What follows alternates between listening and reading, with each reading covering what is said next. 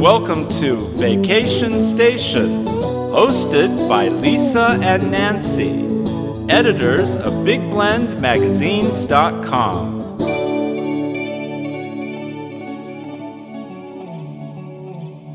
Hey everyone, welcome to Big Blend Radio with Nancy and Lisa. You know, we are the crazy travelers as we travel on our Love Your Parks tour across the country with our different Big Blend magazines. And today we've kind of had a little homecoming. We're back here in Twentynine Palms, which is the gateway to Joshua Tree National Park and also Mojave National Preserve.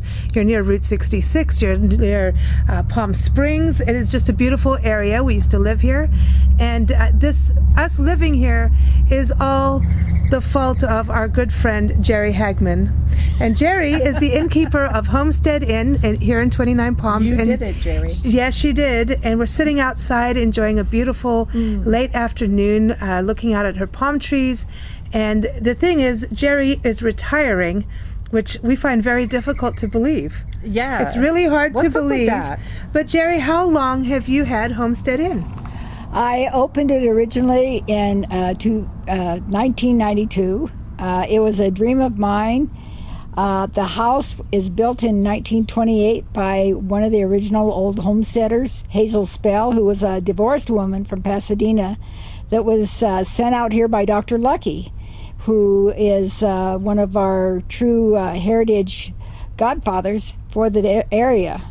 And I want you to know that Hazel came out here not knowing anything about how to build a house or anything, came out in 28 and homesteaded the original 160 acres, which the government gave to homesteaders if they would stay on the property for at least 7 years. And so she built the home, and I am the third owner of the home, and it's now has only 20 acres left of the 160, but it's centered right in the middle of town, and it's beautifully landscaped, and I have great respect for our native plants, and we have lots of cactus gardens and lots of wildlife. And when I used to be a full-fledged bed and breakfast for 17 years, a lot of people would want to bring their pets, and I would have to say, I'm sorry, you can't, because at the time I raised desert tortoises. I was a certified state rehab for desert tortoises, and also I have always loved and appreciated the naturalness of the desert, so I invite and built a garden just for the birds and for the wildlife. So photographers and wildlife lovers was always happy to sit down in my gardens and appreciate what's here.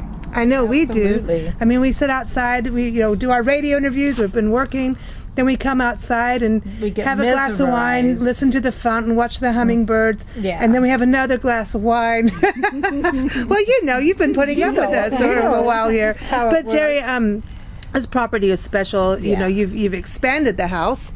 Oh, absolutely.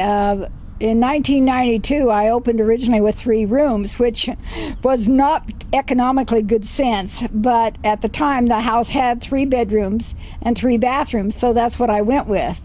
And it wasn't until later, when I became very active with the Professional Association of International Inns, that I realized that to even break even, you need 5 rooms with 5 bathrooms. And as I progressed, I've gone ahead, and it's now 8 bedrooms with 8 bathrooms on the property, and each one of the rooms are distinctly different. I have 3 very large suites, and all of the rooms have as much of the history associated with the rooms as possible. All the wood in the house is mahogany, and I could not understand how a divorced woman with 2 small children coming to Twentynine Palms in the old Ruffet days could actually afford mahogany. And I learned later that Hazel would wait till the miners would abandon a gold mine, which was very instrumental in the growth of Twentynine Palms, because gold mining and cattle were 2 of the big things for out in the desert here. And the gold miners would go ahead and shear their mines up with mahogany because it was the hardest wood, and it would keep it from caving in. So when the miners would abandon a gold mine, she would take mules and pull the wood away from the mines. Whoa. And that's how the house ended up with all the beautiful mahogany doors and windows, seals and so forth, and the casings. So I've gone ahead and I've kept those, and I've had to have custom windows put in, but I really have an appreciation for all her hard work. And each one of the rooms in that main house, and even the ones outside, are named after her gold mines. And Wow. it's very interesting, the history of 29, if you really look at it. I think it's even the mahogany, I believe, is insect proof for the most part, and that's why people really paid more for it, because it's so hard that the normal insect can't penetrate. wow. Go How about Nancy. that? I know, I love my insects. Yeah. Well, what's interesting in Joshua Tree National Park literally is like right up the road from here, You and can count the cars coming Yeah. out of the driveway. well, yeah, and it's interesting because we are, you're like you're saying, we're in the center of town, so there's a few people driving by. We're enjoying outside, and look at all the mountain views. I mean, that's amazing. And then you just go up, not even 2 minutes, and you're at the park. Yeah. And what's interesting, I remember hiking when we lived out here, and now we got to do more of it. There's cattle ranching and gold mine history in the park itself, Absolutely. which is amazing. Like Barker Dam, I think, was actually Oh used. yes, Keys Ranch. Yeah. And if you ever are lucky enough to come to Joshua Tree National Park, you can always request to be part of the Keys Ranch tour, which they only take 20 people per tour, and they don't charge you for it, but it's well worth going, because you see how the gentleman started his family, had his family out here, and prospected and raised cattle, and was very instrumental in the growth of the community of 29 Palms. And there's such a wonderful health thing that a lot of people don't realize, and I didn't really realize it until I was actually an innkeeper. But several of your European people are sent over here because of lung disease. Yes. And 29 Palms is the most perfect area for clean air. The ozones of the Earth's atmosphere are the most perfect here of anywhere in the world. And so 29 Palms has that health connection that people have forgotten about.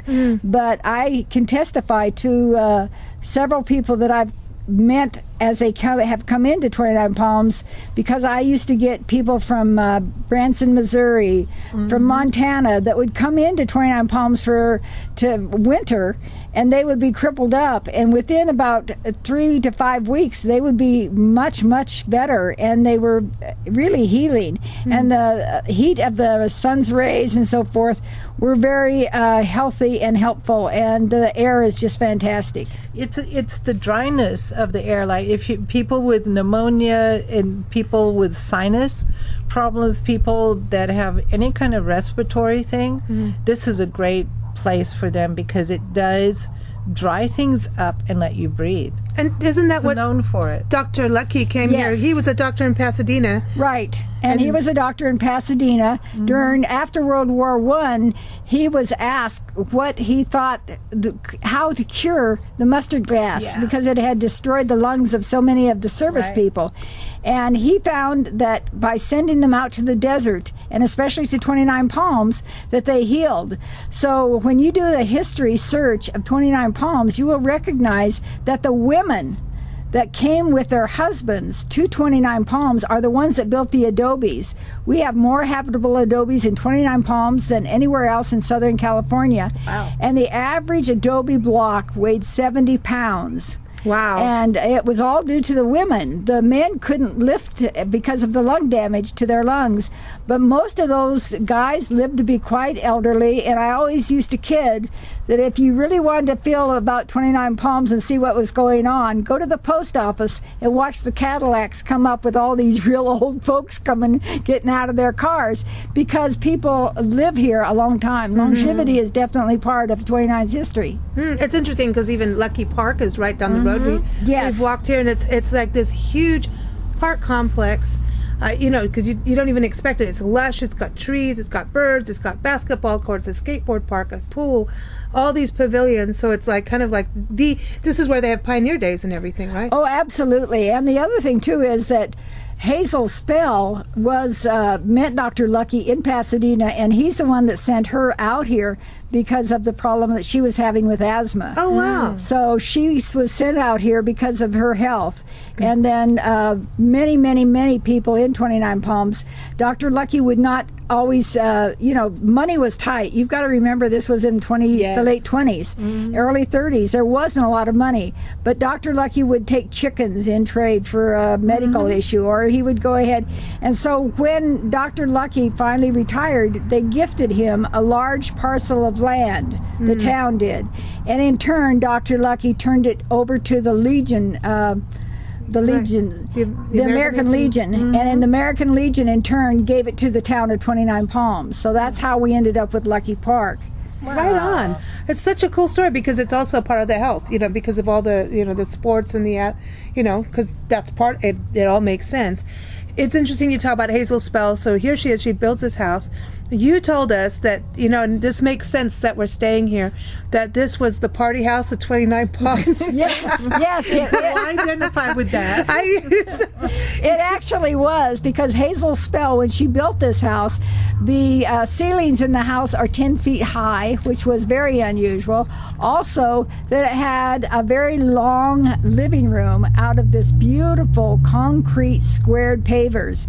And I have the only third floor in 29 Palms that was ever done that way. It was all hand done. It is not pavers. A lot of people think it's Spanish pavers. It's not. It's masonry work. And the fireplace is still the same as it was. And the masonry work is just outstanding. But she used to keep 2 pianos on each end of the house, and people would dance in her living room. And she had the bathroom facilities. So people just loved coming to Hazel's, sitting up on the knoll and being able to party hardy and just have a wonderful time. Awesome. And that's where also a lot of people forget about the lady from 29 Palms, which was written by Allie Rubel, which bought the Campbell house from Elizabeth and William Campbell years ago. And he wrote Zippity Doo Dah, the woman from 29 Palms, and also the screenplay music for Gone with the Wind. And a lot of people forget that. That's, this is what's interesting about out here. Awesome. A lot of creatives, whether it be script writers, musicians, filmmakers, photographers, are drawn to the desert. And, you look at Palm Desert, Palm Springs, but this area's had their fair, it's had its fair share as well, even like all the way at Pappy and Harriet's in Pioneer Town.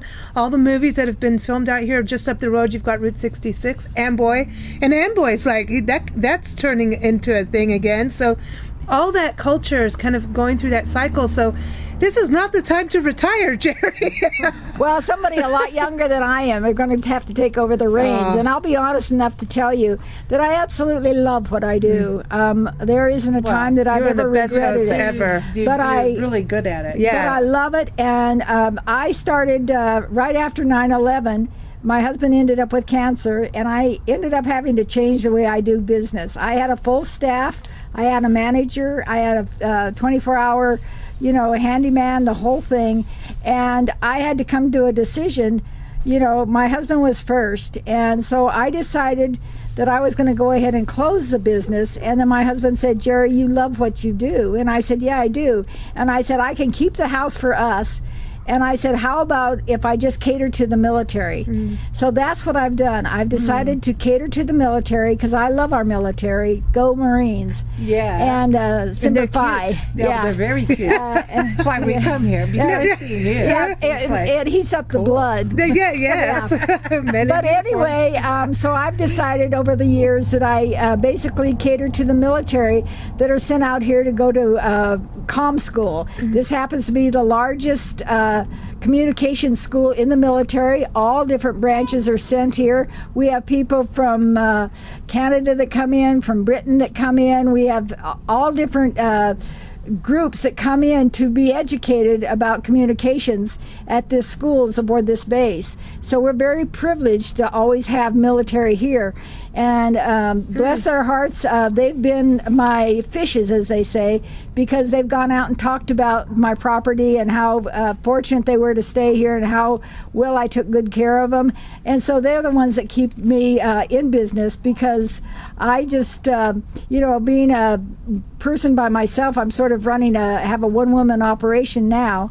But I will tell you that my housekeeper's been with me 29 years. My handyman people have been with me for several years, and I deeply appreciate the background work that's being done for the property.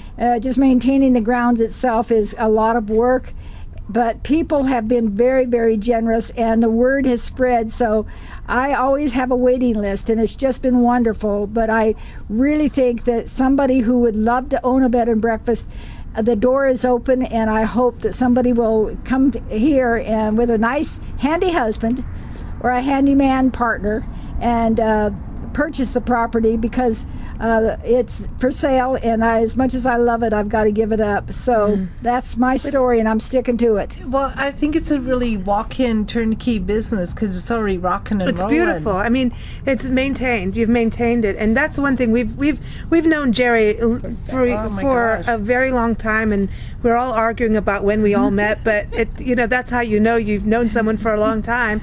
And the reality is, you're one of those people that you've done business by the book. You do it by the book. You all the permits. Everything is by the permit. Everything is. Everything's in order. Everything's in order. Yeah. And when you said, "Okay, I'm retiring," and Nancy and I were like, "What?" You just never think, but it makes sense. The one thing I think that's interesting. You said, you were talking about how many people you have met. You've had some famous people stay here over the years. Oh, yeah. You've had people from really all over the world, because this is one thing I want people to understand. And, our friend Yvonne over in Yuma, she always talks about this, that people don't realize the desert is year-round. And so you have had guests. It is a year-round business. It's not just winter.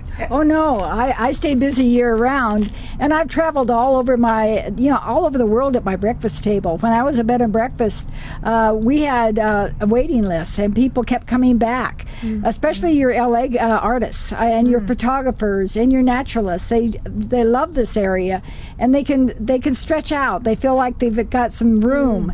And the reality of it is that people love being able to meet other people with ideas and so forth. And so when I've had people from Europe that, the Germans would come, and I don't speak German, but I showed them that I could sell them a beer, and boy, we were friends for life. Yeah. So, and then, such graciousness, and I've learned so much about different cultures and different lifestyles, and I have such a respect for, not everybody has to live the way we do. That there is other ways of showing appreciation, and life does go on. And we're all in the same fishbowl, and we've got to learn to swim together. Yeah, I love that. Absolutely, because just because something's different doesn't make it wrong.